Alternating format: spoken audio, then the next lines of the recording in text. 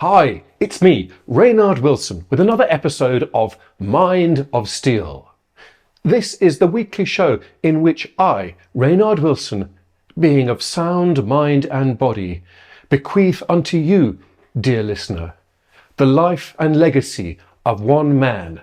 His name is Mark Steele, and he's been described as Britain's most ludicrous conspiracy theorist. But I think after today's episode, you'll be laughing on the other side of your face, whatever that means, because today Mark Steele finally has the evidence. Yes, the evidence to prove that his theories were right all along. Obviously, anybody who's following the videos will know that we've gotten a massive download of evidence in relation to the planned attack on the country. All right, using these, because obviously we know 5G is a weapon.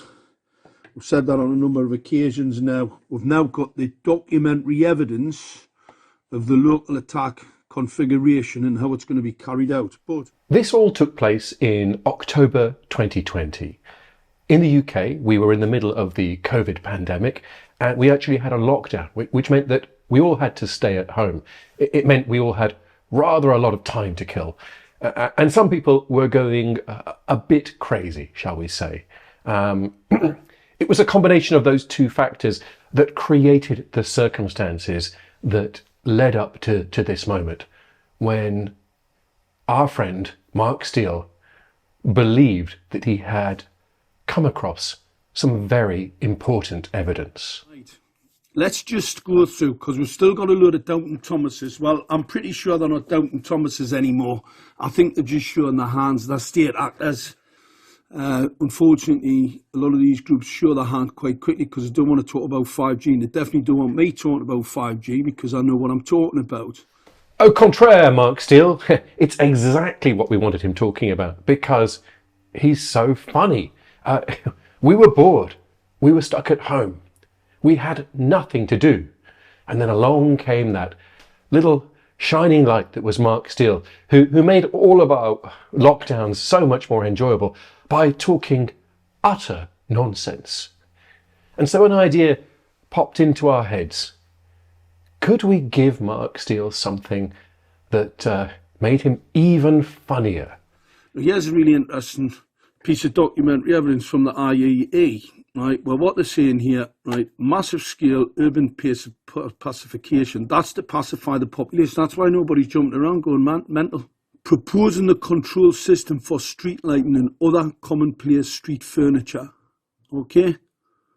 Once again, we can employ a large consumer-grade network of transducers, each with volley-mounted Fresnel antenna. Volley-mounted Fresnel antennas. I remember actually writing those words, thinking this sounds like plausible but nonsense. It turned out later on that actually Fresnel antennas are real things. It's just that I didn't know that at the time. But I don't think there's such a thing as a volley mount. I think that's entirely fictional. And long may it remain so. But if you have ever encountered a volley-mounted Fresnel antenna, do please leave a comment because I want to know.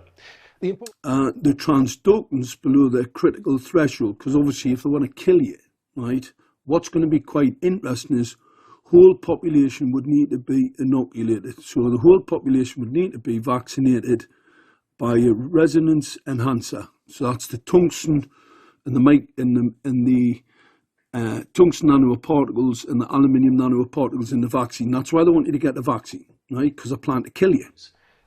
As far as Mark was concerned, he had found the smoking gun. This was proof that all of his theories were correct, that 5G really was a directed energy weapon. It really was activated by the COVID vaccine. All of these things that he had been saying, well, according to this document, it was all true. Right, now, this is all a part of the document. See, the British Ministry of Defence concluded quite correctly, but such a system could be blended into normal communications infrastructure. Look there, what does it say? What I've been telling you, ear, kill, grid. a volley-mounted Fresnel antenna kill grid. It's too horrible to countenance, and fortunately, none of it was real. It was an entirely fictional document that we made up to see how confused Mark Steele was, to see if he would apply any critical thinking at all upon receipt of this evidence. Well, clearly he didn't. The fact that we're getting these trolls persuade the public that I'm not correct. It states it's indistinguishable from what is claimed to be until the very moment of its activation. All right? Indistinguishable from what it claimed to be. So, light control management systems, gated council, you criminals. Those of you who've been with the channel since 2020 know how this story ended, but for the rest of you, I'll explain. The document, and pretty much everything in it, was a hoax. It was written by MC Toon and a few people such as myself who assisted. I'm very proud to be part of that group. It was full of all kinds of nonsense. We made it sound like a plausibly technical thing, but we added a whole load of silly things to it. Things that anybody with an ounce of critical thinking ability would be able to detect the difference. But no, we were sure that Mark Steele would be so eager to receive this document that he wouldn't spend the slightest minute thinking about whether it might not be true. This one here, he talks about this, he calls it an IEEE, which nobody who works in the industry calls it IEEE. Everybody calls it IEEE. Anyway, so this particular document talks about metabisturbal radar, metabisturbile. It's not a word. The phrase metabisturbile is an entirely nonsense phrase which was lifted from a British TV comedy called Brass Eye. Oh, and luckily the story involves these people. Free the United Kingdom from drugs, and British opposition to metabolically bisturbile drugs. Ted Moore reports. And the gist of this sketch is that the newsreader, played by Chris Morris, is introducing an entirely fictitious drug scare, and he gets a whole load of unwary British celebrities to repeat a whole load of nonsense phrases as part of some kind of public service announcement. It's very funny, but the irony was not lost on us because we had got Mark Steele to do precisely the same thing. He was uncritically repeating a thing because it confirmed all of his own biases. These underlines are from Mark, right? The British Ministry of Defence concluded quite correctly that such a system could blah, blah, blah. A kill grid built from non-ionizing civilian operators, and then in parentheses, large arrays. Well, this was my addition. Right there. Let me make this a little bigger so you can see here. What does that say? Non-ionizing civilian operators, large arrays. What does that spell out, Mark? That spells out Nicola. Nicola? Not sure of the pronunciation. That would be the name of the girl Mark shot in the head in 1993. And those were just two of many, many Easter eggs that had been planted into this document. The idea being to see just how absurd we could make things before Mark Steele would notice. This is awesome. The first author of the document, Mark, is Dr. Casper Darling from the video game Control. The second author is Dr. Gordon Freeman from Half-Life. And this is my favorite. The third author is Dr. Yukinari Okido from Pokemon. Western fans of the Pokemon franchise will know that third author as Professor Oak, the character who gives the player a choice of Squirtle, Bulbasaur or Charmander when you begin your adventure. But unfortunately, Professor Oak is not a source of information about radio frequency engineering or directed energy weapons, a fact that must have caused Mark some dismay and maybe even embarrassment. No, of course not. Mark wasn't embarrassed in the least because in his worldview, being proven entirely wrong is actually proof that you're getting it right. Right? The fact is, they'd actually getting that document. Mickey did. Now think about this. What sort of psyop is this? So that working with the Chinese to try and discredit me from telling people that 5G is a weapon.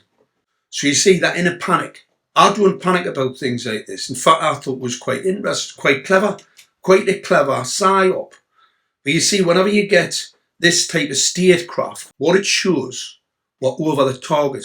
Whenever you're over the target, you get a lot of flack. So all that does is confirms we are over the target. So the fact that Mark had been proven completely wrong and had been taken in by entirely fictitious documents written by video game characters was in actual fact proof that all of his theories were 100% correct. Well, I can't see a problem at all with that kind of logic. Can you? But let's leave the final word on this subject to Mark Steele himself.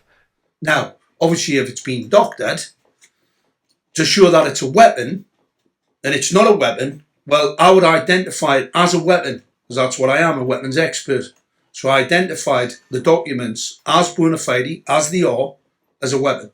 Simple. Well, hasn't this been another exciting episode of Mind of Steel? And maybe you ought to take the time to decide whether you think that Mark Steele is an innocent victim of a Satanist cabal who wants to silence his truth-telling about the dangerous, deadly 5G network. Or is Mark Steele a gullible fantasist who is taken in by a clearly implausibly fake document that even a child should have been a bit sceptical of? Who knows? I like to keep an open mind about such topics, but one thing I'm certain of is that there will be another episode of Mind of Steel real soon.